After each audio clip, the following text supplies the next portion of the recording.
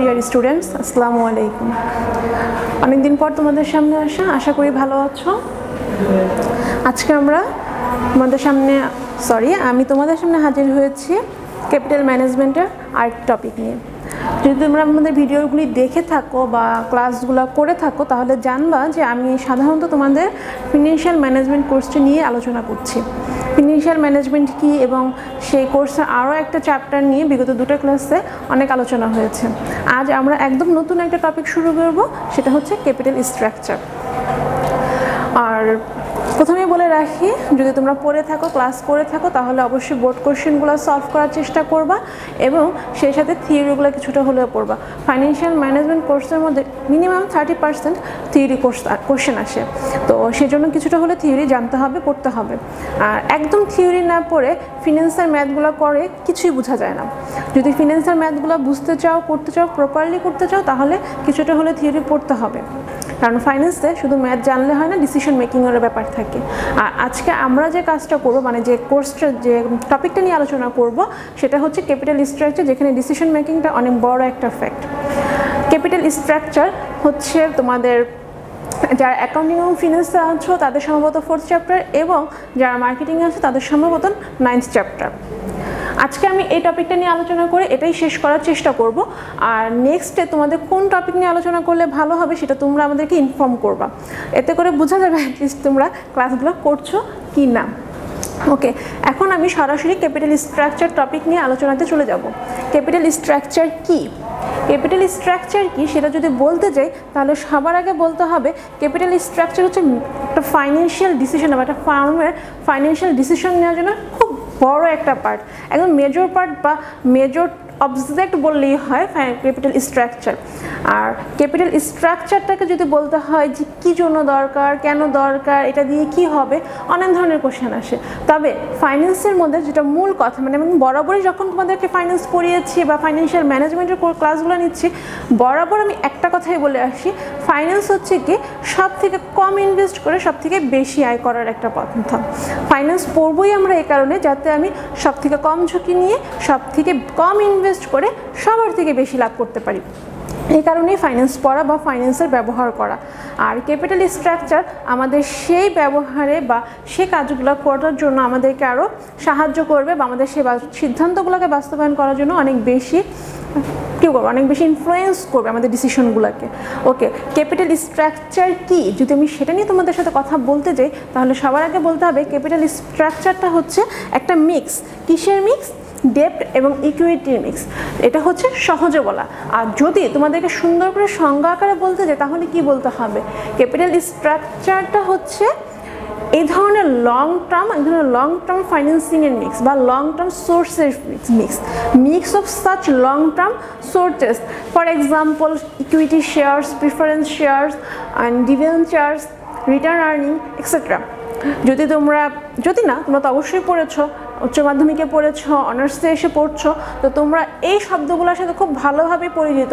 What is equity, debenture and preference shares বা or return earning, এই শব্দগুলোর সাথে যদি তোমরা পরিচিত হয়ে থাকো তাহলে তোমরা এটাও ভালোভাবে বুঝতে পারবে যে এগুলো মিক্সিংটা কী। ক্যাপিটাল স্ট্রাকচারটা হচ্ছে ফুল এটার মিক্স। দেখো এখানে আমি একটা বোর্ডের দিকে দেখো, এখানে আমি একটু ছোট্ট করে ডায়াগ্রামের মতো করেছি যে ক্যাপিটাল স্ট্রাকচারটা কী বা আমার ক্যাপিটাল স্ট্রাকচারের মধ্যে কী জিনিসগুলো আমার লাগবে। যদি ক্যাপিটাল স্ট্রাকচার চ্যাপ্টারটা পড়তে যাই সেক্ষেত্রে সবার আগে আমাকে জানতে হবে কস্ট অফ ক্যাপিটাল কী, ডেপ্ট ইকুইটি কী, ভ্যালু অফ ফার্ম কী, and capital structure decision. And most important topic is this decision. Finance is the decision. ফাইন্যান্সের সব থেকে বেশি যে কাজটা করতে হয় সেটা হচ্ছে ডিসিশন মেকিংয়ের কাজটা করতে হয়। আর ক্যাপিটাল স্ট্রাকচার আমাদেরকে সেই সাহায্যটাই করবে। Capital structure actually the mixing of ডেপ্ট and equity. And why this mixing of debt and equity? Debt and equity মিক্সটা আমরা এই কারণে করব, বা debt and equity মিক্সিংটা ক্যাপিটাল স্ট্রাকচার দিয়ে এভাবে করা হবে যাতে করে কস্ট অফ ক্যাপিটালটা সব থেকে কম হয় এবং ভ্যালু অফ দ্য ফার্ম সব থেকে বেশি হয়। Now what is cost of capital and what is value of farm? Cost of capital হচ্ছে এই যে ডেপ্ট এবং ইকুইটি দুটা ক্যাপিটাল যা আছে এগুলোকে কোম্পানিতে আনার জন্য বা এগুলি ব্রিং করার জন্য কী ধরনের খরচগুলো হচ্ছে, ডেপ্টের কী খরচ হচ্ছে, ইকুইটির কী খরচ হচ্ছে। তোমরা কি জানো ডেপ্টের কী খরচ হয়? আই হোপ তোমরা জানো। ডেপ্টের খরচটা হচ্ছে তুমি যখন বড় করছো এটা, তখন এটার জন্য তোমাকে ইন্টারেস্ট পে করতে হচ্ছে। আর ইকুইটিটা কি, অবশ্যই ডিভিডেন্ড অ্যালাউন্স করতে হচ্ছে অথবা প্রফিটটাকে শেয়ার করতে হচ্ছে, এবং এখানে আরও অনেক কিছু আছে। সবথেকে বেশি যেটা হচ্ছে ট্যাক্স দেওয়া লাগছে, ডেপ্টের সাথে হয়তো বা এটা করা লাগছে না। আমি অনেক বিচ্ছিন্নভাবে কথাগুলো বলছি, তার কারণ হচ্ছে কথাগুলো in detail topic by topic আলোচিত হবে। আর ভ্যালু অফ ফার্ম কি? ভ্যালু অফ ফার্ম হচ্ছে আর্নিং আফটার ট্যাক্স, অথবা তুমি বলতে পারো যে ভ্যালু অফ শেয়ার, যেটা ভ্যালু অফ শেয়ার এতগুলো শেয়ার আছে, সবগুলো শেয়ার একসাথে কত দাম, বা একটা কোম্পানির কত দাম, একটা company over value under value এই ধরনের অনেক কিছু থাকে। তো যখন আমাদের কোম্পানিটার দাম নির্ধারিত হবে সেটা বোঝাবে। আর এই সব কিছু ডিপেন্ড করে ক্যাপিটাল স্ট্রাকচারের উপরে। ক্যাপিটাল স্ট্রাকচার যখন আলোচনা করতে হবে তখন সবার আগে বলতে হবে কস্ট অফ ক্যাপিটাল কি? কস্ট অফ ক্যাপিটাল হচ্ছে খরচ কোম্পানিতে বিভিন্ন মূলধন আনার জন্য, সেটা ডেপ্ট হোক, ইকুইটি হোক, প্রিফারেন্স হোক, হোয়াট এভার ইট ইজ, যাই হোক সেটাকে আনার জন্য, সেটাকে কোম্পানিতে ইনভেস্ট করার জন্য, কোম্পানিতে লাগানোর জন্য বা খাটানোর জন্য যে খরচটা হচ্ছে সেটা। তো আমাদেরকে সবার আগে জানতে হবে কস্ট অফ ক্যাপিটাল সম্পর্কে। দেন আমাদেরকে জানতে হবে যে আমি কীভাবে ডেপ্ট অ্যান্ড ইকুইটির মিক্সটা করবো, মানে আমাদেরকে একটা অপটিমাম লেভেলে এটাকে করতে হবে, যাই লেভেলে আমার খরচ সব থেকে কম হবে, ভ্যালু সব থেকে বেশি হবে। And then determine the value of the firm. When you determine the value of the firm, then you make the decision what to do. And এই ডিসিশন মেকিংয়ের জন্যই এত কিছু। এখন ক্যাপিটাল স্ট্রাকচারের মধ্যে যেটা বলা, মিক্সিং অফ ডেপ্ট অ্যান্ড ইকুইটি, একটু দেখো এদিকে আমি আবার দুটা জিনিস করেছি ক্যাপিটাল স্ট্রাকচারটাকে। এখানে আমি লিখেছি proprietor's fund and this is borrowed fund. তোমরা যেহেতু থার্ড ইয়ারে পড়ো, আই হোপ তোমরা জানো যে প্রপ্রিয়েটরিজ ফান্ড কি অ্যান্ড বরোড ফান্ড কি। ক্যাপিটাল স্ট্রাকচারের যে ক্যাপিটাল থাকে সেটাকে দুইটা ভাগে ভাগ করা, কারণ ওই যে বললাম একটু আগে ডেপ্ট and equity. This one is debt and this one is equity. Sorry, extremely sorry, this one is equity and this one is debt. এই হচ্ছে দুইটার ভাগ করে দেখানো। এখন কথা হচ্ছে এখানে দেখি আবার এখানে কেন দেখালাম এই কারণে যে কেন এত কিছু। আর একটা মিক্স করলেই তো হলো, আমি 5 লাখ টাকা আনবো, 5 লাখ টাকা আমি 5 লাখ টাকাই বড় করে আমি ইনভেস্ট করলাম, আমাকে কোনো ট্যাক্স দিতে হবে না, তাহলে এটা পুরোটাই লাভ না। ব্যাপারটা এরকম না, এখানে অনেক ঝুঁকি থেকে যায়। আর এই কারণে এই দুটোকে দেখালাম। যখন কোনো কোম্পানি ইকুইটিতে ইনভেস্ট করে, মানে টোটালি নিজের সম্পদ বা নিজের জমানো টাকা দিয়ে ইনভেস্ট করে, তখন এটা লেস রিস্কি হয়ে যায়, মানে রিস্ক একদমই কম। রিস্ক কম কেন? কারণ এটাতে তার হারানোর কিছু নেই, কাউকে দেওয়ার কিছু নেই, এটা নিজের টাকা। এখানে কোনো কিছু হলে বা কোনো লস হলে বা কিছু হলে কাউকে জবাবদিহি করতে হবে না, এবং সেখানে লাভের পরিমাণটাও মোটামুটি হলেই হবে, খুব বেশি লাভ সে আশা করবে না। তাই তাকে খুব বেশি রাশলি বিজনেস করার কথা চিন্তা করতে হবে না, সে মোটামুটিভাবে বিজনেস করে লাভ করে ধীরে সুস্থে আগাতে পারবে। তবে এখানে সব থেকে বেশি হচ্ছে যে এটা মোর costly. Why more costly? Why more costly? More costly এই কারণে যখন নিজের থেকে কোনো ক্যাপিটাল ইনভেস্ট করা হয় তখন সেটার উপরে অনেক বেশি ট্যাক্সও দেওয়া লাগে এবং ডিভিডেন্ডও অ্যালাউ করতে হয়। তোমার যেহেতু কোনো লোন নেই, কিছু নেই, তুমি ফুললি ইনভেস্ট করেছো নিজের টাকা, বা যেখানে যারা শেয়ার কিনেছে শেয়ার হোল্ডারদের টাকা, তখন তোমাকে বাধ্য হয়ে সেই প্রফিটটাকে অনেক বেশি তোমাকে ডিস্ট্রিবিউট করে দিতে হবে বা শেয়ার হোল্ডারদের মধ্যে ডিভিডেন্ড অ্যালাউ করতে হবে। তো তখন এটা খুব বেশি কস্টলি হয়েছে। আরেকটা বড় জিনিস হচ্ছে কর্পোরেট ট্যাক্স দেওয়া লাগে, পার্সোনাল ট্যাক্স দেওয়া লাগে, তো সেক্ষেত্রে এটা হয়ে যায় মোর কস্টলি। আর অ্যাট দ্য সেম টাইম ডেপ্ট আর বরোড যে ফান্ডটা থাকে সেটা হচ্ছে less risky, more risky and less costly. Why more risky? এটা তো খুব ভালো করে বুঝে যায় কেন মোর রিস্কি, কারণ এখানে আমি যার কাছ থেকে লোন নিব তাকে অবশ্যই আমাকে ইন্টারেস্ট পে করতে হবে। এটা লাভ হোক বা না হোক ইন্টারেস্ট অবভিয়াসলি পে করতে হবে এবং সেই টাকাটাকে তাকে রিপে করতে হবে। তো খুব রাশলি এটা বিজনেস করতে হবে, আর যখন রাশলি বিজনেস করতে হবে এটা রিস্কি হয়ে যাবে। কিন্তু হোয়াই লেস কস্টলি এই কারণে তুমি যখন 5 লাখ টাকার লোন নিবা তখন তোমার লাভ 50,000 টাকা হলেও তুমি যে পরিমাণ ইন্টারেস্ট দিবা, তোমার লাভ 1 লাখ টাকা হলেও তুমি সেই পরিমাণে ইন্টারেস্ট দিবা, তখন এটা লেস কস্টলি। আরেকটা বড় জিনিস হচ্ছে ইন্টারেস্ট করতে হয়, ট্যাক্স দিতে হয় না। এটা হচ্ছে ট্যাক্স ডিডাক্টিভ। লোন নিলে সে ক্যাপিটালের উপরে ট্যাক্স দিতে হয় না। এটা হয়তো আমরা অনেকেই জানি না, কিন্তু যখন পার্সোনাল ক্যাপিটাল মানে আমার নিজের ব্যবসায় আমি নিজের টাকা ইনভেস্ট করবো তখন সেটার উপরেও কিন্তু আমাকে ট্যাক্স দিতে হচ্ছে। কিন্তু অ্যাট দ্য সেম টাইম যদি আমি সে পরিমাণ টাকা লোন নিয়ে এনে ইনভেস্ট করি সেটার উপরে কিন্তু আমাকে ট্যাক্স দিতে হয় না, because it's loan or borrowed fund. ঠিক আছে, তো এই হচ্ছে ব্যাপার যে হোয়াই ইজ লেস কস্টলি। আর এটা যে বললাম 1 লাখ টাকা প্রফিট হলেও তোমাকে যে পরিমাণ ইন্টারেস্ট দিতে হবে, 50,000 টাকা প্রফিট হলেও তোমাকে সেই পরিমাণে ইন্টারেস্ট দিতে হবে। আর রিস্কি কেন? এই কারণেই রিস্কি, কারণ 50,000 টাকা হলেও তোমাকে যে পরিমাণ ইন্টারেস্ট দিতে হবে, তুমি লস করলেও তোমাকে সেই পরিমাণ টাকা ইন্টারেস্ট দিতে হবে। এই কারণেই এটা মোর রিস্কি। ওকে, দেন আমরা এই টপিক নিয়ে আরেকটু বলবো যে এই যে ভ্যালু ক্রিয়েট করা বা এত কিছু মিক্সিং করে অপটিমাম লেভেলে যাওয়া, কেন অপটিমাম লেভেলে এই কারণে যাওয়া, এই জিনিসটা ফার্মে কি ইফেক্ট ফেলে? আমরা এতক্ষণ ধরে যে এত কিছু বললাম সেটা যে দেখো, একটু এদিকে দেখো, এখানে যে বলছে ডেট অ্যান্ড ইকুইটি যখন মিক্স করবো, মিক্সের পরে কি করব? Value of farm. আমরা কস্ট অফ ক্যাপিটালটা দেখলাম, ডেট অ্যান্ড ইকুইটিটা দেখলাম, এখন হচ্ছে value of farm. Value of ফার্মের ক্ষেত্রে কি হবে? ভ্যালু অফ ফার্মের ক্ষেত্রে হবে যে এটা কি ইফেক্ট ফেলে যখন ক্যাপিটাল স্ট্রাকচারটা প্রপারলি মিক্স হবে, মানে ঠিকঠাক মতো মিক্স হবে, তখন শেয়ার প্রাইসটা ইনক্রিজ করবে অথবা ডিক্রিজ করবে। তো এফেক্ট অফ ফার্ম ভ্যালুতে কি হয় দেখো,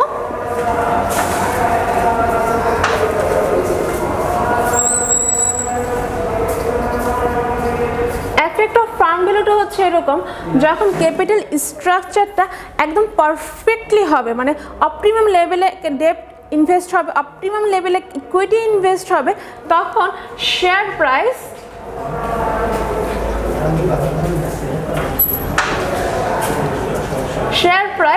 ইনক্রিজ করবে। তাহলে ইফেক্টটা কি হলো? ইফেক্টটা হলো যে স্ট্রাকচারটা যদি প্রপারলি মেনটেন হয় তাহলে শেয়ার প্রাইসটা ইনক্রিজ করবে, আর যদি না হয় তাহলে ভাইস ভার্সা ডিক্রিজ। ঠিক আছে, এই জিনিসগুলো বলার সবথেকে বড় কারণ হচ্ছে যে আগে আমাকে ক্যাপিটাল স্ট্রাকচার বুঝতে হবে, দেন বুঝতে হবে যে এটা কোথায় কি ইফেক্ট ফেলে, তারপরে ডিসিশন। দেখো আমার এখানে স্টেপ বাই স্টেপ আমি বলে দিয়েছিলাম যে অ্যাট ফার্স্ট আমাকে জানতে হবে কস্ট অফ ক্যাপিটাল, তারপরে জানতে হবে হোয়াট দ্য মিক্সিং, দেন জানতে হবে value of the firm, and the last is capital structure decision. যখন অনেকগুলো ক্যালকুলেশন করার পরে দেখা গেল যে না আমার ফার্ম অফ ভ্যালুটা এই লেভেল অফ আর কি এই লেভেল অফ মিক্সিংয়ে আমার ফার্ম অফ ভ্যালুটা সব থেকে বেশি থাকে, তখনই যে না এটা হচ্ছে পারফেক্ট, একদম পারফেক্ট ভ্যালু। এর থেকে বেশি ডেপ্ট নিলে হয়তো কমে যাবে ফার্মের ভ্যালু, এর থেকে কম ডেপ্ট নিলে হয়তো বা বেড়ে যাবে। এরকম অনেক কিছু করার পরে যখন দেখা যাবে যে না পারফেক্টলি একটা ভ্যালু আসছে, তখনই হচ্ছে ক্যাপিটাল স্ট্রাকচার ডিসিশনটা মেক করতে হবে। তখনই তোমাকে নিতে হবে যে তুমি কি করবা, তুমি কি অ্যাকচুয়ালি এই পরিমাণ ডেপ্ট নিবা, অ্যাকচুয়ালি এই পরিমাণ ইকুইটি নিবা, নাকি অন্য কোনো ডিসিশনে যাবা। Okay, that's all about capital structure. আমরা এরপর নেক্সট টপিকে যাচ্ছি। Now net income approach. Capital স্ট্রাকচারের মধ্যে ওরকম কোনো ডিভাইডেড কোনো বিভাগ নাই বা কোনো কিছু নেই, এখানে কিছু অ্যাপ্রোচ আসছে। তো এই অ্যাপ্রোচগুলোকে আমরা একটু একটু করে জানবো। ক্যাপিটাল স্ট্রাকচারের মধ্যে কিছু ম্যাথ আসছে, সেগুলো আসে তোমাদের অল্প বিস্তর আসে, এবং সেই ম্যাথগুলো খুব বেশি বড় না। আমি ম্যাথগুলো শেষের দিকে করানোর চেষ্টা করবো, তার আগে অ্যাপ্রোচগুলো একটু বলে যাই আর একটু কেয়ারফুলি শোনো। প্রতিটা অ্যাপ্রোচের শেষে কিছু সূত্র দিয়ে দিব, তো ওই সূত্রগুলো বা ইকুয়েশনগুলো একটু দেখে রাখবা, এগুলো পরে ম্যাথ করার সময় কাজে লাগবে। এবং তোমরা একটু লক্ষ্য করলে দেখবা যে তোমাদের চ্যাপ্টারের শেষের দিকে একটা পেজে সবসময় পুরো চ্যাপ্টারের সামারি আকারে সেই সূত্রগুলো দেয়া থাকে। ক্যাপিটাল স্ট্রাকচারের মধ্যে মানে ক্যাপিটাল স্ট্রাকচার ডিসিশন মেকিং বা ডিটারমিনেশনের যে চ্যাপ্টারটা সেটার মধ্যে সবথেকে বেশি যে অ্যাপ্রোচগুলো ইউজ হয় সেগুলো হচ্ছে এনআই অ্যাপ্রোচ, এনওআই অ্যাপ্রোচ, বা একটু ডিটেলে বলতে গেলে net income approach, net operating income approach, traditional approach, Modigliani approach, Miller approach. তো আমরা একটু একটু করে দেখে যাব, দেখে একটু একটু করে ধারণা নিয়ে যাব যাতে আমরা অঙ্কগুলো করার সময় আমাদের কোনো প্রকার ধোঁয়াশা না থাকে। আর এই প্রত্যেকটা অ্যাপ্রোচের মধ্যে কিছু অ্যাজাম্পশন আছে। যখন তোমরা পড়বা বা বইটা খুলে দেখবা একটু কষ্ট করে অ্যাজাম্পশনগুলোও দেখবা, এই জিনিসগুলোও জানতে হয়। কারণ প্রতিটা সূত্র বা প্রতিটা থিওরি যখন তারা দেয় বা এক্সপ্লেন করে সেগুলো কিছু কিছু অ্যাজাম্পশনের উপর ভিত্তি করেই করে। অনেক সময় তোমরা হয় কি যে থিওরিই পড়ো না, অ্যাজাম্পশন পড়া তো প্রশ্নই আসে না। বাট এই অ্যাপ্রোচগুলো জানার জন্য ওই অ্যাজাম্পশনগুলো খুব দরকার। কারণ আমরা অ্যাজ ইউজুয়ালি ফিন্যান্সের মধ্যে গদবাঁধা যে জিনিসগুলো জানি, গদবাঁধা বলছি এই কারণে যে এই জিনিসগুলো ফিন্যান্সে জানতেই হয়। আমি ফিন্যান্স পড়বো বা ফাইন্যান্সিয়াল ম্যানেজমেন্ট পড়বো এই জিনিসগুলো জানবো না, সেটা কখনোই হয় না। তো সেই জিনিসগুলোর সাথে যখন এই সূত্রগুলো ব্যাখ্যা দিতে যাবে বা অ্যাপ্রোচগুলোর ব্যাখ্যা দিতে যাবে তখন কিছুটা হলেও মনে হবে যে এটা এরকম কেন, এটা এরকম কেন। বাট তুমি যদি অ্যাজাম্পশনগুলো একটু দেখে নাও তখন এই জিনিসগুলো অনেক ক্লিয়ার হয়ে যাবে। তো আমরা প্রথমেই শুরু করছি নেট ইনকাম অ্যাপ্রোচ। ঠিক আছে, নেট ইনকাম অ্যাপ্রোচ বা খুব সংক্ষেপে এই জিনিসটাকে এনআই অ্যাপ্রোচও বলা হয়। দেখো এখানে নেট ইনকাম অ্যাপ্রোচটার আগে আমি এখানে ক্যাপিটাল স্ট্রাকচারে দুইটা জিনিস করেছি, রিলিভেন্ট অ্যান্ড ইররিলেভেন্ট। দেখো কথাটা কেন আসলো, কারণ এই ক্যাপিটাল স্ট্রাকচারের মধ্যে যে কটা অ্যাপ্রোচ আছে প্রতিটা অ্যাপ্রোচেরই মেন থিম হচ্ছে is it relevant or irrelevant, in what it is relevant on irrelevant. যদি এই কথাগুলো আসে তাহলে হচ্ছে যে এই অ্যাপ্রোচটার মধ্যে প্রতিটা অ্যাপ্রোচের মধ্যে দেখানো হবে সে আইদার দে ইউজ ডেপ্ট or either they use equity.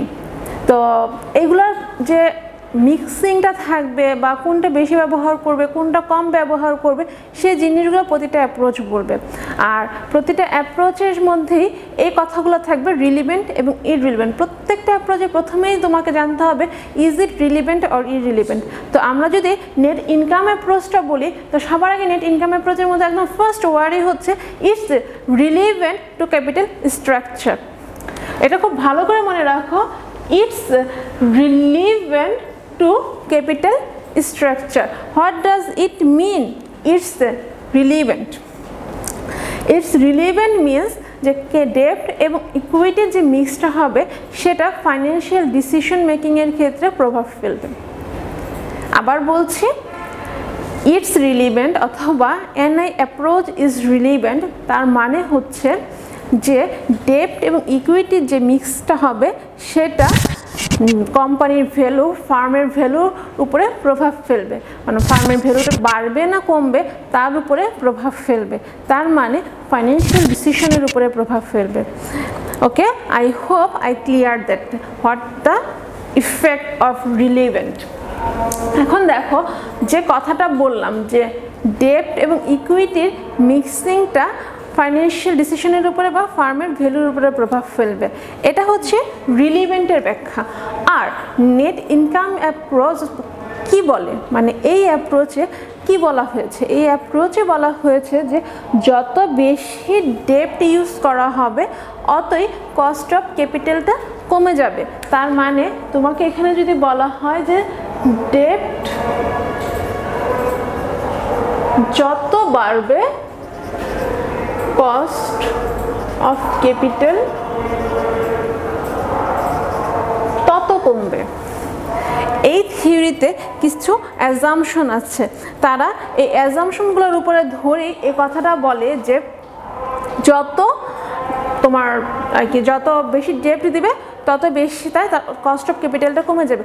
But এক্ষেত্রে তারা ইকুইটিটাকে ফিক্সড ধরেছে, শেয়ার হোল্ডারদের যে দাবিটা থাকে সেটাকে তারা ফিক্সড ধরে রেখেছে, ডিভিডেন্ড অ্যালাউন্সটাকে তারা ফিক্সড ধরে রেখেছে। এরকম আদার্স অনেক জিনিস আছে যেগুলোকে তারা ফিক্সড ধরে তারপরে এই কথাটা বলেছে। তো এখানে দেখা যায় অনেক সীমাবদ্ধতাও আছে, কিন্তু আমরা জাস্ট এটুকুন জানি যে কি বলেছে অ্যাপ্রোচে এটা বলেছে যে তারা যত বেশি ডেপ্ট ইউজ করবে ততই কস্ট অফ ক্যাপিটালটা কমবে। দেখো আমি একটা ডায়াগ্রামের মাধ্যমে সেটা দেখানোর চেষ্টা করছি। এখানে দেখো এই যে যেটা হরাইজন্টাল এক্সিস আছে সেটার হচ্ছে এক্স দিয়েছি আর যেটা ভার্টিক্যাল আছে সেটা হচ্ছে ওয়াই। আর এই ভার্টিক্যালে দেখানো হয়েছে কস্ট অফ ক্যাপিটাল অ্যান্ড এখানে হরাইজন্টালে দেখানো হয়েছে লিভারেজ। আর এখানে দেখো তিনটা জিনিস আছে, কে ই that is cost of equity, একটু এখানে দেখো ই equity, O K O cost of capital, K D cost of ডেপ্ট, cost of ডেপ্ট, cost of equity, cost of capital. ওকে, দেখো তারা এখানে ডেপ্টের যে কস্ট আছে সেটাকে তারা ফিক্সড ধরে রেখেছে যে এটা সবসময় একই রকম থাকবে। ইকুইটির যে কস্টটা আছে সেটাও তারা ফিক্সড ধরে, ইকুইটির কস্টটা ফিক্সড ধরেছে কেন? কারণ তারা ধরে রেখেছে শেয়ার হোল্ডারদের দাবি বা ডিভিডেন্ড সব কিছু ফিক্সড, এটা বাড়া বা কমার সাথে ডেপ্টের যে কস্ট আছে সেটার সাথে কোনো সম্পর্ক নাই, তারা এটা ধরে রেখেছে। আর এই কারণে তারা যত ডেপ্টের পরিমাণ বাড়িয়েছে দেখো তাদের কস্ট অফ ক্যাপিটালের লাইনটা আস্তে আস্তে ততই কমে গিয়েছে, কস্ট অফ ক্যাপিটালের লাইনটা ততই কমে গিয়েছে। যত তারা ডেপ্ট বাড়িয়েছে বা লিভারেজে বাড়িয়েছে ততই তাদের কস্ট অফ ক্যাপিটালটা নিচের দিকে নেমেছে। একটা সার্টেন টাইম পরে এটা বেড়েছে, এটার ব্যাখ্যাটা আমরা কিছুক্ষণ পরে দেবো, আরও দু একটা অ্যাপ্রোচ করে তারপরে জানবো।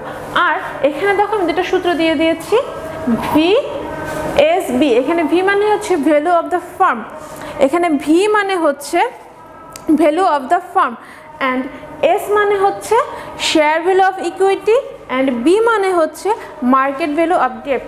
এগুলো তোমরা বইয়ের মধ্যেই পাবা, এখানে আর তেমন বোঝানোর কিছু নাই। This is net income approach. Okay, net income অ্যাপ্রোচের মধ্যে তাহলে কি আসছে?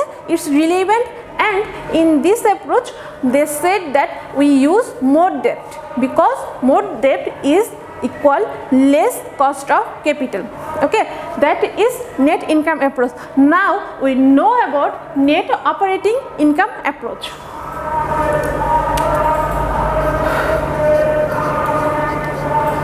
Net operating income approach এর মধ্যে হচ্ছে net income approach এর একদম উল্টো। This is irrelevant to capital structure. I repeat, this is irrelevant to capital structure. ওকে, যদি রিলেভেন্ট মানে হয় যে ডেপ্ট অ্যান্ড ইকুইটির মিক্সটা শেয়ার ভ্যালু অফ ফার্মের উপরে ইম্প্যাক্ট ফেলবে, তাহলে ইররিলেভেন্ট মানে কি হয়? ইররিলেভেন্ট মানে হচ্ছে যে যেটাই তুমি ইউজ করো না কেন, শেয়ার এবং ইকুইটির পরিমাণ তুমি যাই ইউজ করো না কেন, তার কোনো প্রভাব কস্ট অফ ক্যাপিটালের উপর পড়বে না, এবং তার মানে হচ্ছে তার কোনো প্রভাব ফার্ম ভ্যালুর উপরে পড়বে না। ওকে, যদি ফার্ম ভ্যালুর উপর না পড়ে তার মানেই হচ্ছে ইটস ইররিলেভেন্ট।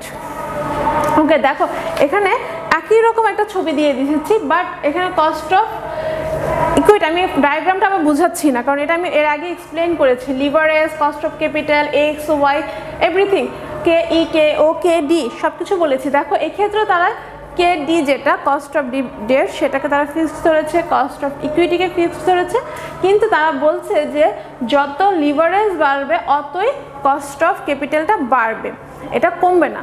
কেন? তাদের যুক্তিটা কি? তাদের যুক্তিটা হচ্ছে তুমি যখন ডেপ্ট বেশি পরিমাণে বাড়াবা, মানে তুমি যেটা নেট ইনকাম অ্যাপ্রোচে বলেছে যে যত ডেপ্ট হবে তত কস্ট অফ ক্যাপিটাল কম হবে।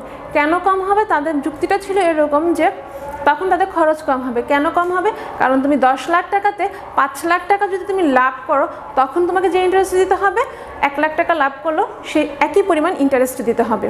কিন্তু এই কথাটা তারা মানতে নারাজ, যে নেট অপারেটিং ইনকাম অ্যাপ্রোচ বলে। সে বলছে যে না, যখন তুমি 5 লাখ টাকার উপরে সেম কি, তুমি যখন 10 লাখ টাকা তুমি লোন নিবা তখন তুমি ইন্টারেস্টটা সেম দিচ্ছ, বাট তুমি যদি লোনটা কম নাও সেক্ষেত্রে শেয়ার হোল্ডার যারা থাকে, মানে যারা ইকুইটি দিয়েছে, ইকুইটি শেয়ার হোল্ডার যারা, তাদের ক্ষেত্রে রিস্কটা কম থাকে, তখন তারা অত বেশি প্রফিট দাবি করে না। কিন্তু যখনই তুমি ডেপ্টের পরিমাণ বাড়িয়ে দিচ্ছ তার মানে হচ্ছে কি কোম্পানিটা খুব বেশি রিস্কি পজিশনে চলে যাচ্ছে, শেয়ার হোল্ডাররা এই রিস্কটা বিয়ার করতে চাইবে না, তখন তারা কি করবে? তারা লাভের পরিমাণটা বেশি দাবি করবে। তো তারা যদি লাভের পরিমাণটা বেশি দাবি করে তাহলে কি হলো? সেই তো একই হলো, তুমি যে দিক দিয়ে তুমি কষ্ট কমিয়েছো সেই আরেক দিক দিয়ে কষ্টটা বেড়েই গেল। তার কারণে তারা বলতে চাচ্ছে যে যতই বলো যে ডেপ্ট বাড়ালে, ইকুইটি কম হলে ফার্মের ভ্যালু বাড়বে?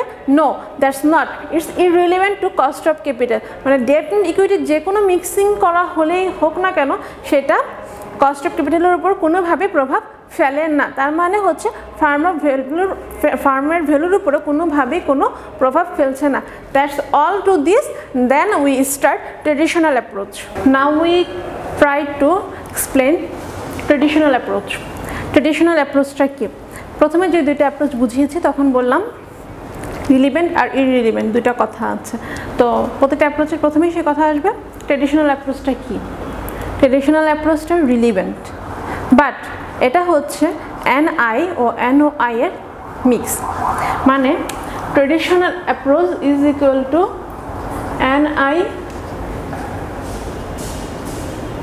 Approach plus NOI approach. কীভাবে? NI অ্যাপ্রোচে বলেছে ডেপ্ট ইউজ করলে কস্ট অফ ক্যাপিটাল কমবে, আর NOI অ্যাপ্রোচে বলেছে ডেপ্ট ইউজ করা বা না করার সাথে কস্ট অফ ক্যাপিটালের কোনো সম্পর্ক নেই। এখন ট্রেডিশনাল অ্যাপ্রোচ বলছে না, এই দুইটাই ঠিক, NIও ঠিক NOIও ঠিক। এখন আমরা দেখব কিভাবে NI এবং NOI ঠিক। দেখো এখানে আবার আমি একটা ডায়াগ্রাম এঁকেছি। এই ডায়াগ্রামে সেম আগের মতো নিচে হচ্ছে হরাইজন্টাল এক্সিসে হচ্ছে লিভারেজ, ভার্টিক্যাল এক্সিসে হচ্ছে কস্ট অফ ক্যাপিটাল, আর এখানে কিছু জিনিস দিয়েছি সেটা আগেও বলেছি কস্ট অফ ইকুইটি। মানে এই লাইনটা এক্সপ্লেন করছে কস্ট অফ ইকুইটি, এই লাইনটা এক্সপ্লেন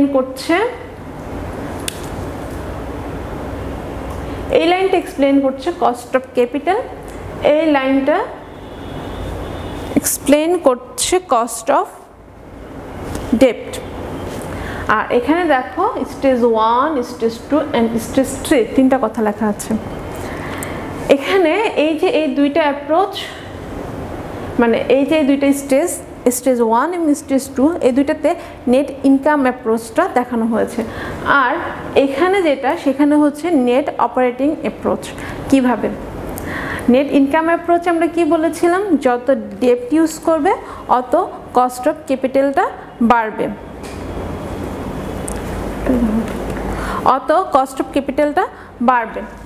আর যখন NOIতে কি বলেছে? যাই হোক না কেন কোনো প্রভাব পড়বে না। দেখো এখানে যখন লিভারেজ এবং ইকুইটির কম্বিনেশন আছে, মানে লিভারেজটাই বেশি পরিমাণে যারা ইউজ করছে এই লেভেলে স্টেজ 1 পর্যন্ত ইউজ করছে, দেখো ডেপ্টের যে কস্ট সেটা তো ফিক্সড থাকবে যেহেতু আমাদেরকে আগেই সেটার অ্যাজাম্পশনে ছিল। আর কস্ট অফ ইকুইটিটা দেখো একটু করে বাড়ছে, আর কস্ট অফ ক্যাপিটালটা এরকমই আসছে সেম। স্টেজ 2 মানে এখানে আরও একটু তারা ডেপ্ট বাড়িয়েছে, ইকুইটি যা ছিল তাই আছে কিন্তু তারা ডেপ্টের পরিমাণ আরও বাড়িয়ে দিয়েছে। আরও বাড়ানোর পরও দেখো তাদের কস্ট অফ ক্যাপিটালের উপরে তেমন একটা প্রভাব পড়ে না, এখানে এটা স্লাইডলি বাড়বে। আমি একটু সমান দিয়ে ফেলেছি, স্লাইডলি বাড়লো, বেড়ে এই পর্যন্ত গেল। কিন্তু কস্ট অফ ইকুইটিটা দেখো এটাও স্লাইডলি বাড়ছে, খুব একটা বাড়ে নেই, খুব রাশলি যায় নেই। কিন্তু যখন তারা ডেপ্টের পরিমাণ খুব বেশি বাড়িয়ে দিয়েছে, মানে তারা যদি এখন যদি আমরা NOIতে চলে যাই, যে NOI কি বলেছে যে তুমি যতই ডেপ্ট ইউজ করো না কেন কস্ট অফ ক্যাপিটালের উপরে তেমন একটা প্রভাব পড়বে না। আর কি এটা তুমি যেভাবেই করো না কেন, যাই করো না কেন কস্ট অফ ক্যাপিটাল যেমনটা অমনই থাকবে, মানে এটা বাড়লে ওইটাও বাড়বে সবই বাড়বে। দেখো এখানে তাই হয়েছে, যখন কস্ট অফ ডেপ্টটা বেড়েছে সাথে সাথে কস্ট অফ ক্যাপিটালও বেড়েছে, আবার সাথে সাথে কস্ট অফ ইকুইটিও বেড়েছে। এখন বলতে পারো যে এটা তো ছকের মধ্যে আছে এরকম ওইরকম, ব্যাপারটা হচ্ছে কি যে এটাও ঠিক ইনিও ঠিক। আর ট্র্যাডিশনাল অ্যাপ্রোচটা বলেছে কি মাঝামাঝি একটা পন্থা। তারা বুঝাতে চেয়েছে এটা যে তুমি যখন রাশলি ডেপ্ট নিবা তখন রাশলি ডেপ্ট নেওয়ার ফলে এটা রাশলি উপরে উঠে যাবে, খরচটা রাশলি বেড়ে যাবে। আবার তুমি যখন স্মুথলি মানে একটা লিমিটেড পর্যায় পর্যন্ত তুমি ডেপ্ট ইউজ করবে, দেখো তখন ডেপ্টেরটা ঠিকই আসছে ইন্টারেস্ট, কস্ট অফ ক্যাপিটালটা অল্প বেড়েছে, ইকুইটিটা হালকাভাবে বেড়েছে, মানে এটা রিজনেবল, মেনে নেওয়ার মতো। এখন ট্রেডিশনাল অ্যাপ্রোচে যেটা তারা বুঝাতে চেয়েছে তারা হচ্ছে যে তুমি একটা অপটিমাম পয়েন্ট খুঁজে বের করো যে পর্যন্ত ডেপ্ট ইউজ করলে আমরা এরকম একটা বিন্দুতে পৌঁছাতে পারবো যেখানে কষ্ট বেশি হবে না, ইকুইটির কস্টও বেশি হবে না, কস্ট অফ ক্যাপিটালটা মানে কস্ট অফ ক্যাপিটালটা বেশি হবে না, ইকুইটির কস্টও বেশি পড়বে না, ডেপ্টের কস্টও বেশি পড়বে না। এরকম একটা পয়েন্ট খুঁজে বের করতে হবে যেখানে শেয়ার হোল্ডারটা রিস্কটা সহনীয় মাত্রায় থাকবে, মানে শেয়ার হোল্ডাররা যে পরিমাণ রিস্ক তারা বেয়ার করতে পারে, এরপরে রিস্ক হলে তারা তাদের প্রিমিয়ামের পরিমাণ বাড়িয়ে দিতে বলবে এবং কোম্পানিটাও খুব বেশি পরিমাণ রিস্কে পড়ে যাবে। তো ওই অপটিমাম লেভেল পর্যন্ত ডেপ্ট ইউজ করলে কোম্পানি লাভবান হবে, এই কারণে এটা রিলিভেন্ট। এখন যদি বলি যে কোনভাবে রিলিভেন্ট, তাহলে তাদের কথাটা হচ্ছে এই সেন্সে রিলিভেন্ট যে একটা অপটিমাম পয়েন্ট পর্যন্ত ডেপ্ট ইউজ করলে কস্ট অফ ক্যাপিটাল কমবে এবং ফার্মের ভ্যালু বাড়বে। আবার বলছি, ট্রেডিশনাল অ্যাপ্রোচ কি বোঝাতে চাচ্ছে রিলিভেন্ট বলে? ট্রেডিশনাল অ্যাপ্রোচ ক্যাপিটাল স্ট্রাকচার ডিসিশনের সাথে রিলিভেন্ট। কিভাবে রিলিভেন্ট? এইভাবে যে যখন তুমি একটা নির্দিষ্ট পয়েন্ট পর্যন্ত, মানে একটা অপটিমাম লেভেল, একটা ব্রেক ইভেন পয়েন্ট খুঁজে বের করবে, এই পয়েন্ট পর্যন্ত ডেপ্ট ইউজ করলে শেয়ার হোল্ডাররা এই রিস্কটা নিবে। ওই পয়েন্টটা বের করে ওই পর্যন্ত, মানে ওই লেভেল পর্যন্ত ডেপ্ট ইউজ করলে লাভবান হবে, কোম্পানির কস্ট কমবে, ভ্যালু বাড়বে। এটাই হচ্ছে traditional approach. That's all traditional approach. এখন আমরা চলে যাব মডিগিলানি অ্যান্ড মিলার অ্যাপ্রোচ। খুবই বিখ্যাত নাম। মডিগিলানি অ্যান্ড মিলার অ্যাপ্রোচের মধ্যে দুইটা অ্যাপ্রোচ আছে, একটা হচ্ছে উইদাউট অ্যাপ্রোচ আর উইদাউট ট্যাক্স, আর একটা হচ্ছে উইথ ট্যাক্স। উইদাউট ট্যাক্সের ক্ষেত্রে যেটা বলা হয়েছে, তারা হচ্ছে বলতে চেয়েছে মডিগিলানি এবং মিলার দুজন বিখ্যাত ব্যক্তি, তারা যারা অ্যাপ্রোচটা দিয়েছে তারা বলতে চেয়েছে যে ইটস ইররিলেভেন্ট। কস্ট অফ ক্যাপিটালের সাথে ফার্ম ভ্যালুর যে সম্পর্ক সেটা টোটালি ইররিলেভেন্ট। আমি বারবার বলছি, ফার্ম ভ্যালু কোম্পানির যে দাম সেটা কোম্পানির কস্ট অফ ক্যাপিটালের সাথে ইররিলেভেন্ট। ইররিলেভেন্ট মানে এ কথাটাই বোঝানো হচ্ছে যে কোম্পানির দাম বা কোম্পানির যে মূল্যটা হবে সেটার সাথে কোম্পানির যে খরচ আছে সেটা ইররিলেভেন্ট। আর রিলেভেন্ট মানে হচ্ছে একটার সাথে একটা সম্পর্ক আছে। তারা বলতে চাচ্ছে মডিগিলানি এবং মিলার অ্যাপ্রোচের মেন কথা হচ্ছে ফার্মের ভ্যালুটা কীভাবে নির্ধারিত হবে। ফার্মের ভ্যালুটা নির্ধারিত হবে হচ্ছে ইকুইটির ভ্যালু কত এবং ডেপ্টের ভ্যালু কত। ইকুইটি এবং ডেপ্ট এই দুইটা যোগ করে যা আসবে তাই হচ্ছে ফার্মের ভ্যালু, এর বাইরে আর কিছু না। বাট এখানে কিছু সীমাবদ্ধতা আছে এবং তাদের কিছু অ্যাজাম্পশন আছে, অ্যাজাম্পশনগুলো তোমরা পড়ে নিবা। আর যদি তারা যখন এটা দিয়ে এই অ্যাপ্রোচটা তারা দিয়েছে তখন এটা নিয়ে অনেক সীমাবদ্ধতা ছিল এবং কয়েক বছর পরে তারা ট্যাক্সটাকে কনসিডার করে আরেকটা অ্যাপ্রোচ দেয় যেটাকে বলা হয় উইথ ট্যাক্স, মানে মডিগিলানি এবং মিলার অ্যাপ্রোচই উইথ ট্যাক্স। সেখানে তারা আবার এই কথাটা বলেছে যে না, মডিগিলানি এবং মিলার অ্যাপ্রোচ তখন বলছে তারা না, এটা ইররিলেভেন্ট না, এটা কস্ট অফ ক্যাপিটালের সাথে রিলিভেন্ট। এখন কিভাবে রিলিভেন্ট? তারা বলতে চাচ্ছে যে হ্যাঁ এটা রিলিভেন্ট। এখানে তারা ঠিক ট্রেডিশনাল অ্যাপ্রোচের মতো অনেকটা বলছে যে একটা নির্দিষ্ট লেভেল পর্যন্ত যখন ডেপ্ট ইউজ করবে এবং ইকুইটিটাও একটা নির্দিষ্ট পরিমাণ মতো রাখবে, এটা কম্বিনেশনটা প্রপারলি হবে, তখন এটা রিলিভেন্ট। তখনই কেবল কস্ট অফ ক্যাপিটালটা রিডিউস করে ফার্মের যে ভ্যালুটা আছে সেটাকে ইনক্রিজ করা যাবে। This is Modigliani and Miller approach. এগুলো হচ্ছে অ্যাপ্রোচগুলা। আর তোমাদের যে আর কি এরপর দুটো অ্যাপ্রোচ আছে সেগুলো হচ্ছে আরবিট্রেজ অ্যাপ্রোচ এবং মিলার অ্যাপ্রোচ। আরবিট্রেজ অ্যাপ্রোচ আর মিলার অ্যাপ্রোচটা আমি আর এখানে করে দেখাচ্ছি না, মানে এগুলোর মধ্যে এত কিছু করে দেখানোর মতো কিছু নাই। আরবিট্রেজ অ্যাপ্রোচটা কি? আরবিট্রেজ অ্যাপ্রোচটা হচ্ছে যে দুটা কোম্পানি একই দামে শেয়ার বিক্রি করছে, বাট একটা কোম্পানি হচ্ছে ওভার ভ্যালুড আর একটা কোম্পানি হচ্ছে আন্ডার ভ্যালুড। দুটা কোম্পানির শেয়ার একই দামে বিক্রি হচ্ছে। এই যে প্রসেসটা, এই প্রসেসটাকে বলা হচ্ছে আরবিট্রেজ। এখন আরবিট্রেজের মধ্যে তোমরা বলতে পারো যে এটা কিভাবে সম্ভব, একটা ওভার ভ্যালুড ফার্ম আর একটা আন্ডার ভ্যালুড ফার্ম একই দামে বিক্রি করছে। যেটা ওভার ভ্যালুড সে নিশ্চয়ই বেশি দামে বিক্রি করবে, যে আন্ডার ভ্যালুড সে কম দামে। আন্ডার ভ্যালুড আর ওভার ভ্যালুডটা কি আগে সেটা বলি। একটা ফার্মের টোটালি তার ক্যাপিটাল হচ্ছে 100 টাকা বা 1 লাখ টাকা, 100 বলি না 1 লাখ বলি, 1 লাখ টাকা। আরেকটা ফার্মের ক্যাপিটাল হচ্ছে 2 লাখ টাকা। তাহলে কার মূল্য বেশি? অবভিয়াসলি যারটা 2 লাখ টাকা তার মূল্য বেশি।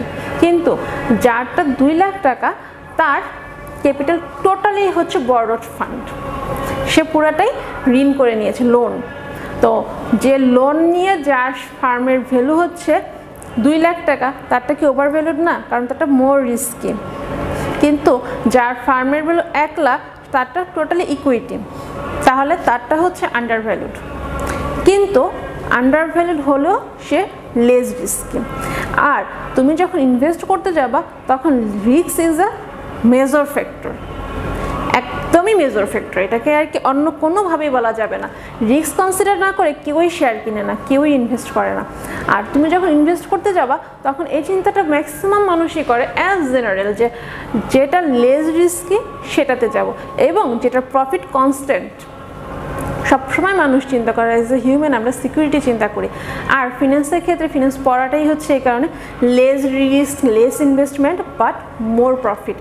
আর যখন এই কাজটা করতে যাবে আরবিট্রেজ সেই জিনিসটাই বলছে যে যখন ওভার ভ্যালুড আর আন্ডার ভ্যালুড ফার্ম একই দামে কোনো শেয়ার বিক্রি করছে সেটা হচ্ছে আরবিট্রেজ। সেটা কিভাবে সম্ভব? যেটা বললাম যে যখন ইকুইটি যার 1 লাখ টাকা ক্যাপিটাল আছে সে যখন শেয়ার বিক্রি করবে তখন তার শেয়ারটা মানুষের চাহিদা থাকবে বেশি, বিকজ ইটস লেস রিস্কি। আর এই কারণে এটা যে দামে বিক্রি হবে সাচ অ্যাজ 150 টাকা বিক্রি হচ্ছে পার শেয়ার। তো at the same time overvalued যে ফার্মটা আছে যার পুরো ক্যাপিটালটাই হচ্ছে ডেপ্ট, 2 লাখ টাকা ক্যাপিটাল, কিন্তু তার শেয়ারটাও বিক্রি হবে 150 টাকায়। কেন? Because it's more risky, people aren't interest in this risk. তো তারা রিস্ক নিতে ইন্টারেস্ট না, শেয়ার কিন্তু ইন্টারেস্ট না, এই কারণে তার শেয়ার প্রাইসটা কমে 150 টাকা হয়ে গেছে এবং তারা দুজন একই দামে শেয়ার বিক্রি করছে। এই যে দুইটা ওভার ভ্যালুড এবং আন্ডার ভ্যালুড ফার্ম একই দামে শেয়ার বিক্রি করছে, this is arbitrage. And the last model is Miller model. Miller মডেলে তারা তেমন কিছুই বলেন, তারা শুধু এখানে অন্য প্রত্যেকটার মধ্যে যেমন এনআইতে কোনো ট্যাক্স কনসিডারেশন হয় না, NOI no tax consideration, traditional approach no tax consideration, but in Modigliani and Miller অ্যাপ্রোচে তারা অ্যাট লাস্ট এসে একটা ট্যাক্স ইনক্লুড করেছে। আর যখন শুধু মিলার মডেলটা এসেছে তখন তারা নট অনলি দিস ট্যাক্স মানে everywhere, not everywhere, in this approach they use corporate tax. This is corporate tax. Modigliani and Miller approach যেটা with tax সেটা হচ্ছে corporate tax, but Mr. Miller যখন আরও পরে এই একই অ্যাপ্রোচটাকে আরও আপডেট করে তিনি দিয়েছিলেন তখন সেটা হয়ে গিয়েছিল মিলার মডেল এবং সেখানে উনি একটা জিনিসই করেছে, সেটা হচ্ছে পার্সোনাল ট্যাক্সটাকে ইনক্লুড করে দিয়েছেন এবং পার্সোনাল ট্যাক্স ইনক্লুড করার পর সূত্রটা আরেকটা সূত্র গিয়ে দাঁড়িয়েছে। আমরা এখন ম্যাথে যখন যাব তখন সেই সূত্রের একটা ম্যাথ করে ফেলবো। সাধারণত মিলার মডেলের যে সূত্রগুলো আছে সেই সূত্র থেকে তোমাদের ম্যাথ আসে, অথবা যে 4 নম্বরের ম্যাথগুলো আসে সেগুলো সাধারণত এনআই এনওআই এর যে সূত্রগুলো আছে সেখান থেকে আসে। তো আমরা চেষ্টা করছি একটা ম্যাথ করার। ওকে স্টুডেন্টস, নাও আমরা ম্যাথ শুরু করছি।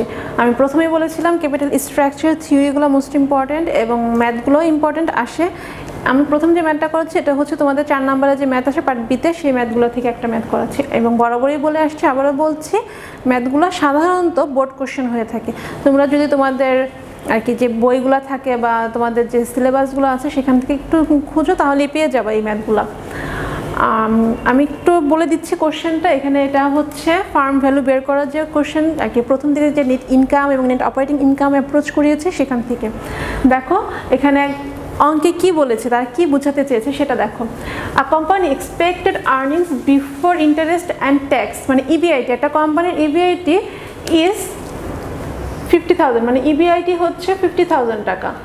Company has 10% debt, 10% debt of 2 lakh, মানে তাদের ঋণ বা লোন আছে 2 লাখ টাকা এবং সেটা 10%-এ, মানে 10% ইন্টারেস্টে। ইকুইটি ক্যাপিটালাইজেশন রেট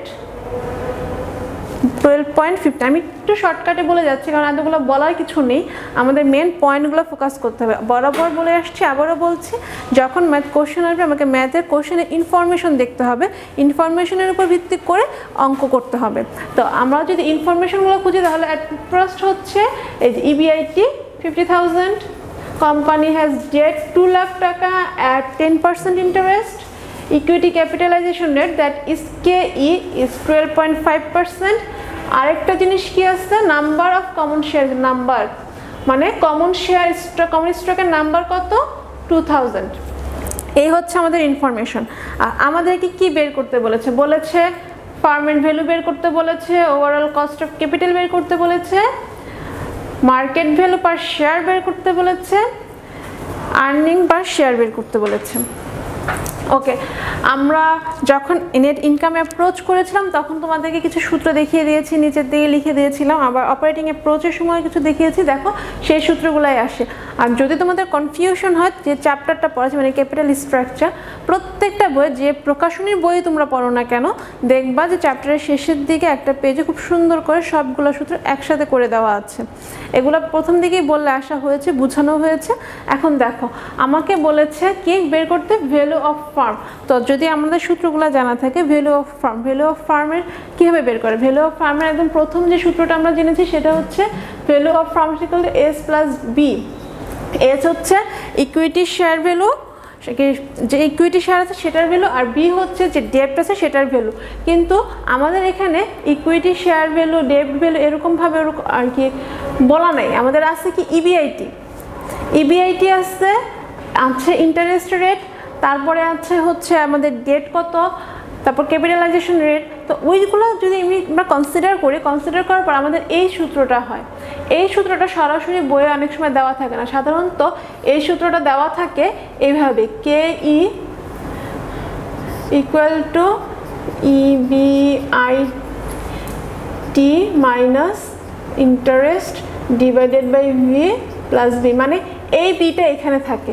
তো আমাদের অঙ্কে যেহেতু বি চেয়েছে আমরা সরাসরি এটাকে এখানে এনে এটাকে এই জায়গায় নিয়ে এই সূত্রটা দেখাচ্ছি।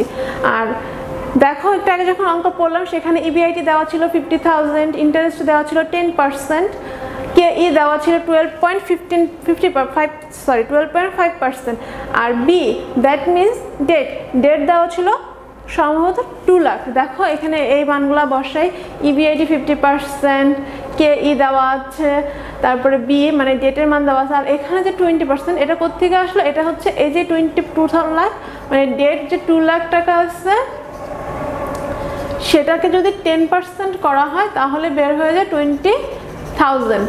এই 20,000 হচ্ছে এই যে ডেট আছে ডেটের 10% 20,000।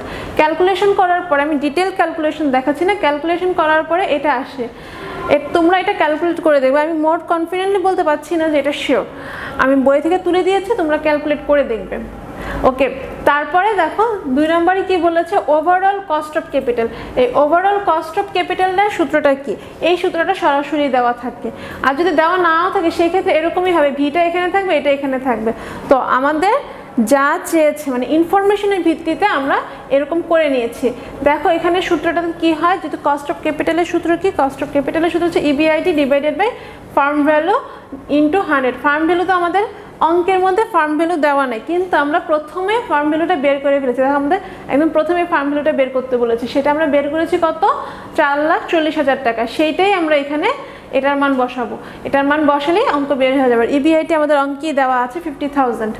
তারপরে আমাদের 3 নম্বরে কি বলেছে, determine the market value per share. Market value per share তো একদম সিম্পল জিনিস, হচ্ছে যে শেয়ার ভ্যালুটা আসছে বা কোম্পানির যে আর কি market value of the share যেটা আছে সেটাকে যদি তুমি নাম্বার অফ শেয়ার দিয়ে ভাগ করে দাও তাহলেই তোমার চলে আসবে হচ্ছে মার্কেট ভ্যালু পার শেয়ার।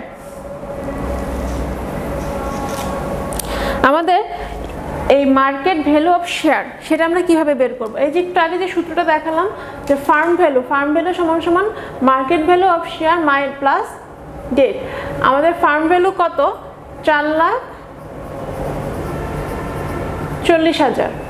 আমরা এই এসটা জানি না, ডেট হচ্ছে আমাদের 2 লাখ। তো আমরা যে এসটা জানি না, এসটা এখন কিভাবে বের করব, এস এখানে চলে আসলে হয়ে যাবে কি, এটা থেকে এটা বাদ দিলেই হয়ে যাবে 2,40,000। দেখো এখানে 2,40,000 টাকা আছে। তো এই ক্যালকুলেশনটা এখানে দেখানো যেত, বাট আর কি সময় স্বল্পতা বলো এবং সব কিছুর জন্য মিলিয়ে হচ্ছে শর্টকাট করে দেওয়া। এটা দেখিয়ে দিলাম যে মার্কেট ভ্যালু অফ শেয়ারটা কীভাবে বের করব, V equal to S plus B, সেখানে S equal to V minus B. তাহলে 4,40,000 থেকে 2 লাখ বাদ দিলে আমাদের এই অ্যামাউন্টটা বের হয়ে যাবে। তো that is 120। Market value per share হচ্ছে 120 টাকা। আর last one is determine the EPS. EPS মানে হচ্ছে earning per share. Earning per শেয়ারের মধ্যে যে কাজটা করতে হয় সেটা হচ্ছে ইপিআইটি থেকে ইন্টারেস্টটা বাদ দিয়ে দিতে হয়। ইপিআইটি থেকে ইন্টারেস্টটা বাদ দিয়ে নাম্বার অফ শেয়ার দিয়ে ভাগ দিলে যে আর্নিংটা বের হবে, মানে যা বের হবে তাই হচ্ছে আর্নিং পার শেয়ার। ইন্টারেস্টটা সাধারণত নিজেদের কাছে থাকে না, ইন্টারেস্ট দিয়ে দিতে হয়, তাই ইন্টারেস্টটা ইপিআইটি থেকে বাদ দেওয়ার পরই আর্নিং পার শেয়ার। আর আর্নিং পার শেয়ার হচ্ছে যে প্রতিটা শেয়ার হোল্ডার কত করে পাবে, প্রতিটা শেয়ার হোল্ডার কত করে লাভ পাবে, সেই লাভের অংশটা, এটাই হচ্ছে আর্নিং পার শেয়ার। এজন্য ইবিআইটি থেকে ইন্টারেস্ট 20,000 টাকা বাদ দিলে এখানে 2,000 টাকা 2,000 দিয়ে ভাগ দিলে হচ্ছে। নাম্বার অফ শেয়ারটা আমাদের দেওয়া আছে, দেখো এখানে নাম্বার অফ শেয়ার 2,000 দেওয়া আছে।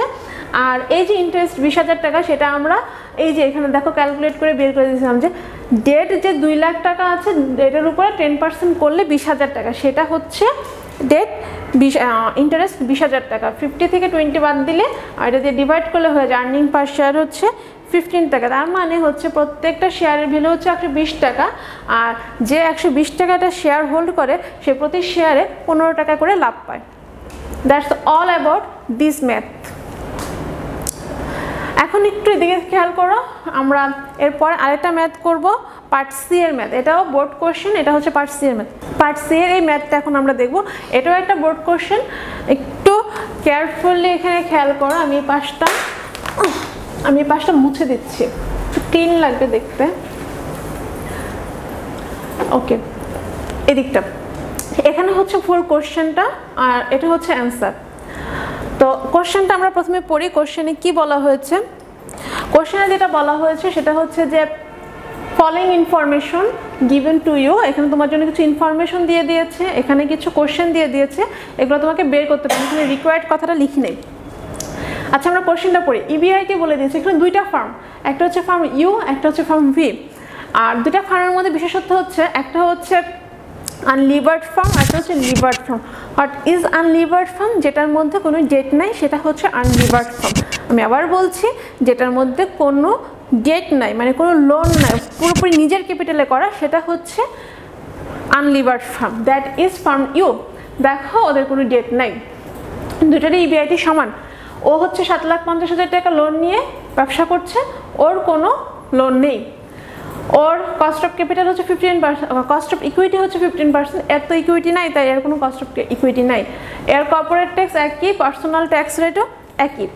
এখন আমাদেরকে কি বের করতে বলেছে? আমাদেরকে বের করতে বলেছে আনলিভার্ড ফার্মের ভ্যালু, লিভার্ড ফার্মের ভ্যালু, গেইন ফ্রম লিভারেজ, তারপরে হচ্ছে cost of equity of unlevered firm and cost of equity of levered firm. আর এই প্রত্যেকটা জিনিসের জন্য যখন মিলার মডেল করা হয়েছে তখন সূত্র দেওয়া হয়েছে। আমরা যখন প্রথম দিকে বলেছি, মানে এই ম্যাথ শুরুর আগ দিয়ে আমরা মিলার মডেলটা বলেছিলাম। মিলার মডেলের মধ্যেই শুধুমাত্র পার্সোনাল ট্যাক্স এবং কর্পোরেট ট্যাক্স ইনক্লুড করা হয়েছে। আর দেখো আমাদের এই ম্যাথটার মধ্যে পার্সোনাল ট্যাক্স, কর্পোরেট ট্যাক্স দুইটাই আসছে। তার মানে এই ম্যাথটা হবে মিলার মডেলের সেই সূত্র দিয়ে। তো মিলার মডেলের সূত্রের মধ্যে দেখো বলা ছিল, যা বলা ছিল সূত্রগুলো দেখো, সূত্রগুলো একটু কনসেন্ট্রেট করলে হবে। এখানে value of equity, value of unlevered firm, value of unlevered, দেখো এখানে ইউ দিয়ে ভ্যালু অফ আনলিভার্ড ফার্ম, সেটার সূত্র হচ্ছে এইখানে। আর এখানে ইবিআইটিকে সেটা এক্সপ্লেন করার কিছু নাই, বাট টিসি, এই টিসি হচ্ছে কর্পোরেট ট্যাক্স, আর এই টিএস হচ্ছে পার্সোনাল ট্যাক্স। আবার বলছি, টিসি হচ্ছে কর্পোরেট ট্যাক্স এবং টিএস হচ্ছে পার্সোনাল ট্যাক্স। আর আমাদের এখানে সব কিছু দেওয়া আছে। ইবিআইটি 2,50,000 টাকা দেওয়া আছে, ট্যাক্স ফর্ম 1 মাইনাস ট্যাক্স। তার মানে তোমার এখানে ট্যাক্সে যে 40% টাকা আছে সেটা তুমি পয়েন্টে নিয়ে আসবে, মানে দশমিকে নিয়ে আসবা। তো 40%কে দশমিকে নিয়ে আসলে কি হয়? 0.4, that is 1 minus 0.4, 1 minus 0.1, because personal tax is 10%. Okay, and এটা যদি তোমার আর কে ইকুইটি, কস্ট অফ ইকুইটিও আমার দেওয়া আছে 15%, দ্যাট ইজ 0.15। আর ক্যালকুলেশন দেখাচ্ছি না, এই যে ক্যালকুলেশন হচ্ছে, ক্যালকুলেট করার পরে আসবে 9 লাখ। তার মানে হচ্ছে যে এই যে ফার্ম ইউর ভ্যালু হচ্ছে 9 lakh, that is unlevered firm. Unlevered ফার্মের ভ্যালু হচ্ছে 9 লাখ। এবার আমরা সেকেন্ড অপশনে যাচ্ছি। সেকেন্ড অপশন হচ্ছে value of levered farm. Levered ফার্মের ভ্যালুটা বের করতে বলছে। তো লিভার্ড ফার্মের ভ্যালুর জন্য কি সূত্র? দুইটা সূত্র এক না। লিভার্ড ফার্মের ভ্যালুর মধ্যে ইকুইটিও আছে, কারণ লিভার্ড ফার্ম তো শুধু লিভারেজ দিয়ে আর কি, শুধু ডেট দিয়ে তার কোনো ফার্ম হয় না, সেখানে কিছুটা হইলেও ইকুইটি থাকে। আর এখানে দেখো ফার্ম ভি যেটা, তার যে ইকুইটি নাই তা না, ইকুইটি তার আছে, পাশাপাশি তার লোনও আসছে, আর এর শুধু ইকুইটি আছে, কোনো লোন নাই। তো যখন লিভারেজ ফার্মেরটা করতে যাব তখন অটোমেটিক্যালি যে ইকুইটির যে সূত্রটা আছে, মানে ইকুইটি করে যে অ্যামাউন্ট আসবে সেটা কিন্তু যোগ হবেই হবে। মানে it's the most important thing that যে লিভারেজ ফার্মের মধ্যে অবশ্যই আনলিভারেড ফার্মের যে ক্যাপিটালটা আছে সেটা ইনক্লুডেড, বিকজ উইদাউট ইকুইটি কোনো ফার্ম হতে পারে না, ইকুইটি কিছু না কিছু থাকবেই থাকবে, দ্যাট ইজ ভিইউ। আর যে বাকিটা আছে এটা হচ্ছে লিভারেজ ফার্মের জন্য। এই যে থার্ড ব্র্যাকেটের মধ্যে যে জিনিসটা আছে, যে সূত্রটা আছে, এটা হচ্ছে ট্যাক্সের জন্য বা ইন্টারেস্টের জন্য, তুমি যেটাই বলো না কেন, এখানে এটা হচ্ছে ইন্টারেস্ট বা ইন্টারেস্টের জন্য এবং বাকিটা হচ্ছে ট্যাক্সের জন্য। আর এই যে ডি হচ্ছে যে লোনটা সে নিয়েছে তা, এই ডি হচ্ছে লোন। এই যে দেখো এখানে 7,50,000 টাকা যে লোন নিয়েছে এইটা, তাহলে এইখানে আমাদের সব কিছু দেওয়া আছে। ভিইউ প্রথমে আমরা বের করে নিয়েছি, ভিইউ আনলিভার্ড ফার্মের ভ্যালু, দ্যাট ইজ আনলিভার্ড ফার্মের ভ্যালু, অ্যান্ড দিস ইজ ডেপ্ট, তা যা আমাদের অঙ্কে দেওয়া আছে 7,50,000 টাকা। এই যে আর বাকি যা আছে সেটা আমি প্রিভিয়াসলি বলে এসেছি। আর এই সব কিছু করার পরে লিভারেজ ফার্ম যেটা, মানে যার ডেটও আছে ইকুইটি আছে, তার ভ্যালুটা হয় 12,45,000 টাকা। That all from leverage farm. এখন আমরা থার্ড অপশনে চলে যাব, গেইন ফ্রম লিভারেজ। লিভারেজ আনার ফলে কোম্পানির লাভটা কি হলো? কোম্পানির লাভ যেটা হয়েছে লিভারেজ আনার ফলে ফার্ম ভ্যালুটা বেড়েছে। ফার্ম ভ্যালু 9 লাখ থেকে 12,45,000 টাকা হয়ে গিয়েছে। এটাই হচ্ছে ফার্মের গেইন। তো গেইনটা কি হবে, যে আমার যেটা বেশি সেটা থেকে আমি কমটা বাদ দিয়ে দিই, 12,45,000। দেখো ভিএল মাইনাস ভিইউ, আমি আর অ্যামাউন্ট বসাচ্ছি না, ভিএল মাইনাস ভিইউ। ভিএল কত? 12,00,000, ভিএল 12,45,000, অ্যান্ড ভিইউ কি? ভিইউ হচ্ছে 9 লাখ। দুটাকে মাইনাস করলে চলে আসে 3,45,000। 3,45,000 হয়? আচ্ছা যাই হোক, ক্যালকুলেট করে দেখবা ভুল আছে কিনা, ভুল হতে পারে। তারপরে হচ্ছে 4 number, cost of equity of unlevered firm. Unlevered ফার্মের কস্ট অফ ইকুইটিটা বের করতে বলেছে। লিভারেড ফার্ম বলো আর আনলিভারেড ফার্ম বলো, যারই বলো, কস্ট অফ ইকুইটি বের করার সূত্র একই। কস্ট অফ ইকুইটি বের করার সূত্র একই, সেটা লিভারেড ফার্ম হোক অথবা আনলিভারেড ফার্ম হোক। তো দেখো কস্ট অফ ইকুইটি বের করার সূত্রটা কি?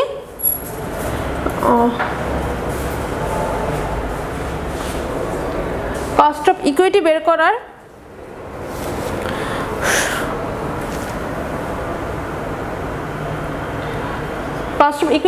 সূত্র হচ্ছে cost of capital plus cost of capital minus cost of debt minus 1 into TS, that is personal tax, আর ইন্টু হচ্ছে বিএস। বি মানে কি? বি হচ্ছে আবারও বলছি ডেট, যা সে লোন না, এবং এস মানে কি? যা ইকুইটি, ইকুইটির পরিমাণ যেটা, শেয়ার ভ্যালু, যেটা শেয়ার থাকে, ইকুইটি শেয়ার থাকে, ইকুইটি শেয়ারের ভ্যালু হচ্ছে যা।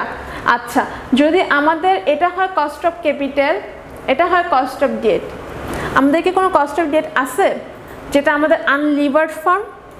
দেখো আনলিভার্ড ফার্মে কোনো কস্ট অফ ডেট নাই। দেখো এখানে যে আনলিভার্ড ফার্ম যেটা, এর কোনো কস্ট অফ ডেট নাই, কস্ট অফ ইকুইটি আছে, এটাই আমার কস্ট অফ ক্যাপিটাল। তো এই যে আমি কস্ট অফ ক্যাপিটাল 15% বসালাম, কস্ট অফ ডেট আমার নাই, পার্সোনাল ট্যাক্স 10% বলা আসছে। তারপর হচ্ছে বি ডেট, বি মানে হচ্ছে ডেট, কত টাকা সে ডেট ইউজ করেছে। দেখো আমাদের কোনো ডেট নাই, কোনো ডেট নাই, তাহলে এটা 0, আর divided by 9 lakh, that is share value অথবা ইকুইটির যে ভ্যালু তা। এটা ক্যালকুলেট করলে 15% আসে। 15% আমাদের দেয়াই আছে, এটা হচ্ছে জাস্ট ক্যালকুলেট করে প্রুফ করা যে এটা আসলো। ওকে, এটা হচ্ছে 4 নম্বর। কিন্তু যদি যখন বলবে লিভারেজ ফার্ম, তখন কি এটা একই রকম থাকবে? 15% থাকবে না, 15% থাকবে না, কারণ তখন সূত্র একই, এই সূত্র একই থাকবে। কিন্তু এখানে যখন আনলিভার্ড ফার্ম, তখন কোনো প্রকার ডেট ছিল না, বাট যখনই এটা লিভারেজ ফার্ম হয়ে যাবে তখনই এখানে ডেট 7,50,000 টাকা যোগ হয়ে যাবে। যখন এই 7,50,000 টাকা যোগ হয়ে যাবে তখন তোমার ক্যালকুলেশনের মানও চেঞ্জ হয়ে যাবে। তো যখন এটা আসবে তখন ক্যালকুলেট করলে যে মানটা আসবে সেটা হচ্ছে maybe 19.88%. I repeat these things more than 100 times in this math that you calculate this math in your own. কারণ আমি অনেক দ্রুত এগুলো তুলেছি, চেষ্টা করেছি বোঝানোর জন্য, বাট এখানে হয়তো বা ক্যালকুলেশনে কোনো ভুল থাকতে পারে। কাইন্ডলি তোমরা নিজেরা আবার ক্যালকুলেট করে নিবা, বইয়ের মধ্যে ম্যাথগুলো বের করে রিচেক করে নিবা। আশা করছি বুঝাতে পেরেছি, বোঝানো যতটুকু ছিল বুঝিয়েছি, বাট ক্যালকুলেশনে যদি কোনো ভুল থাকে তা ক্ষমা সুন্দর দৃষ্টিতে দেখাটা আশা করব। ওকে, আজকে যা বোঝালাম চেষ্টা করেছি ক্যাপিটাল স্ট্রাকচার চ্যাপ্টারটা ফুললি কমপ্লিট করানোর। আশা করি তোমরা দেখেছো, মানে না দেখে তার পর্যন্ত আসতে পারবে না, অথবা টেনে চলে আসছো, যা করেছো যা ইচ্ছা তাই করো, কিন্তু দেখো, বোঝার চেষ্টা করো, একটু হলেও পড়াশোনা করো। গত ক্লাসেও বলেছিলাম যে এটা একটা গোল্ডেন টাইম, মানে করোনা হয়তো বা আমাদের থেকে অনেক কিছু কেড়ে নিয়েছে, বাট দিয়েছেও অনেক কিছু। যা দিয়েছে তা 2 হাত ভরেই দিয়েছে, যা নিয়েছে তা 2 হাত ভরেই নিয়েছে। এখন তুমি কি গ্রহণ করবা না ত্যাগ করবা সেটা তোমাদের ইচ্ছা। আমরা চেষ্টা করে যাচ্ছি, আশা করছি তোমরা দেখবা, পাশে থাকবা, কারণ কষ্টটা তোমাদের জন্য। ভালো থাকো, সুস্থ থাকো, পড়াশোনা করো, একটু হলেও পড়াশোনা করো। আল্লাহ হাফেজ।